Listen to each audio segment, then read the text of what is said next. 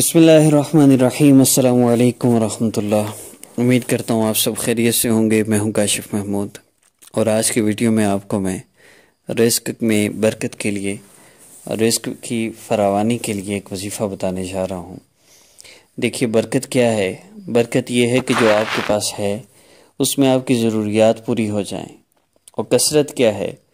کثرت یہ ہے کہ 10,000 بھی ہے تو بھی تھوڑا، 10 لاکھ بھی ہے تو بھی تھوڑا، اور 10 کروڑ بھی ہو تو بھی تھوڑا۔ ضرورتیں ہی پوری نہیں ہوتی، بندہ پریشان ہی رہتا ہے، اور کچھ نہیں تو دل کا سکون تو ناممکن سی بات ہے۔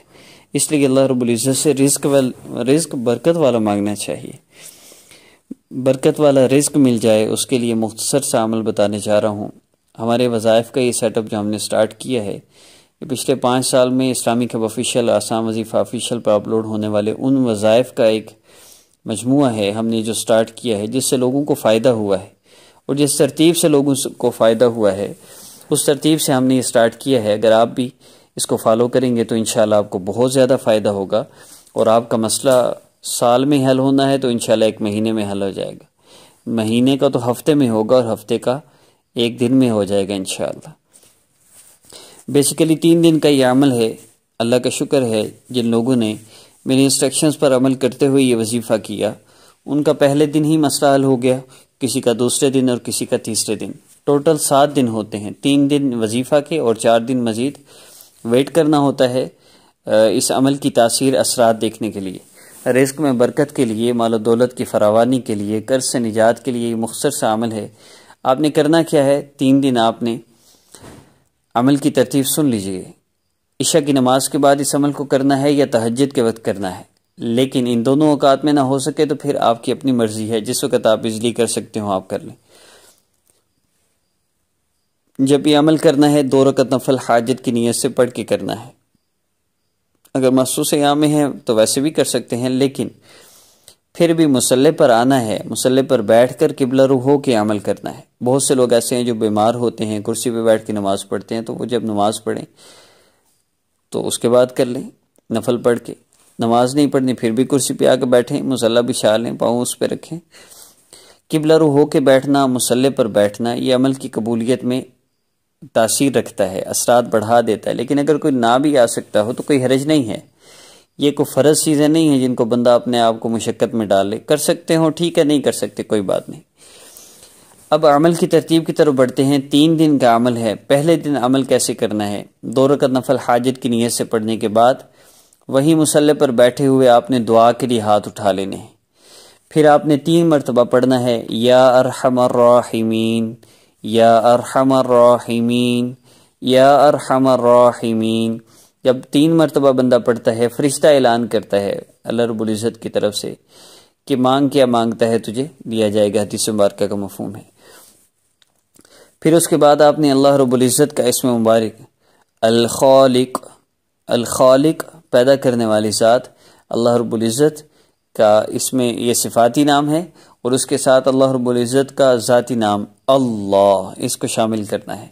تو یوں ذکر کرنا ہے، یا خالق یا اللہ جل جلالہ، یا خالق یا اللہ جل جلالہ، یا خالق یا اللہ جل جلالہ۔ یوں ذکر کرنا ہے 11 مرتبہ، 3 مرتبہ یا ارحم الراحمین، 11 مرتبہ یا خالق یا اللہ جل جلالہ۔ اس کے بعد آپ نے 3 مرتبہ درود پاک پڑھنا ہے، اور اس کے بعد آپ نے دعا کرنی ہے۔ یہ دعا کے شروع اور آخر میں درود پاک کا یہ ترتیب ہے۔ وظیفہ کیا ہے؟ 2 رکعت نفل نمبر 1، یا ارحم الراحمین 3 دفعہ نمبر 2، پھر نمبر 3 ہے یا خالق یا اللہ جل جلالہ 11 مرتبہ، نمبر 4 3 مرتبہ درود پاک، نمبر 5 دعا کرنی ہے، اور نمبر 6 آخر میں پھر درود پاک پڑھنا ہے۔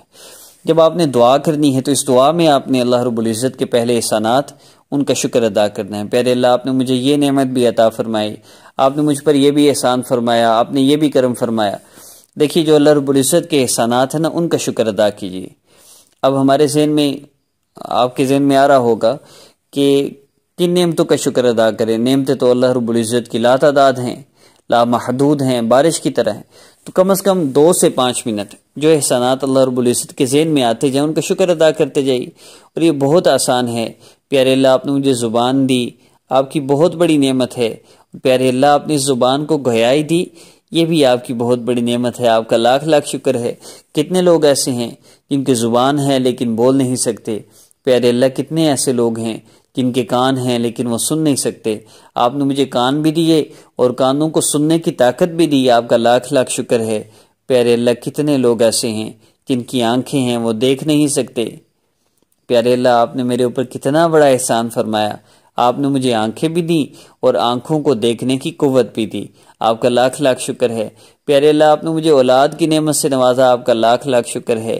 آپ نے مجھے ماں باپ کی نعمت سے نوازا، ان کی خدمت کرنے کی توفیق دی، آپ کا لاکھ لاکھ شکر ہے۔ آپ نے میرے جسم کو صحیح سلامت رکھا۔ اس طرح جتنے بھی نعمتیں اللہ رب العزت کی آپ کے ذہن میں آتی جائیں، آپ ان کا شکر ادا کیجیے، اور ایسے کیفیت بنتی ہے، اللہ اکبر کبیرہ، میں آپ کو کیا بتاؤں، عجب ایسی خوشی کی کیفیت بنتی ہے کہ اللہ پاک نے اتنی نعمتیں عطا فرمائی۔ ہم اصل میں اللہ رب العزت کی جو نعمتیں ہمارے پاس ہیں ہم ان کو نہیں دیکھتے، جو نہیں ہیں ہم ان کو دیکھ رہے ہوتے ہیں، اور ہم سمجھتے ہیں کہ وہی سب کچھ ہے، حالانکہ وہ کچھ بھی نہیں۔ جو اللہ رب العزت نے آپ کو دیا ہے وہ بہت زیادہ ہے۔ دیکھیے کتنے اللہ رب العزت کے ہمارے اوپر احسانات ہیں، ہماری خوشی کے لمحات بہت زیادہ ہیں۔ آپ یہ غور کیجئے گا اس بات پہ، خوشی کے لمحات بہت زیادہ ہیں، غم کے لمحات کبھی کبھار، صحت کے لمحات بہت زیادہ، اور بیماری کے لمحات کبھی کبھار۔ سال میں 11 مہینے صحت مند فٹ رہتے ہیں، کبھی کبھار بیماری آ گئی، بخار آ گیا، مہینے کے سارا جمع کیا جائے تو مہینہ بھی نہیں بنتا۔ تو یہ دیکھیے اللہ رب العزت کے احسانات اور اللہ رب العزت کی نعمتیں تو لامحدود ہیں اور مستقل ہیں، اور پریشانیاں اور تکلیفیں وقتی اور بڑے محدود عرصے کے لیے ہوتی ہیں۔ اس کے باوجود بھی ہم ان پریشانیوں اور تکلیفوں پر، ان آزمائشوں پر اللہ رب العزت کی ناشکری شروع کر دیتے ہیں۔ ایسا ہرگز نہیں ہونا چاہیے۔ جتنا آپ شکر کریں گے اللہ رب العزت آپ کی نعمت کو اتنا بڑھائیں گے۔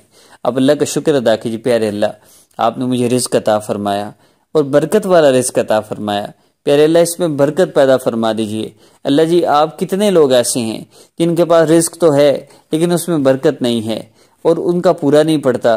پیارے اللہ آپ کا شکر ہے، آپ کا احسان ہے، آپ نے مجھے برکت والا رزق عطا فرمایا۔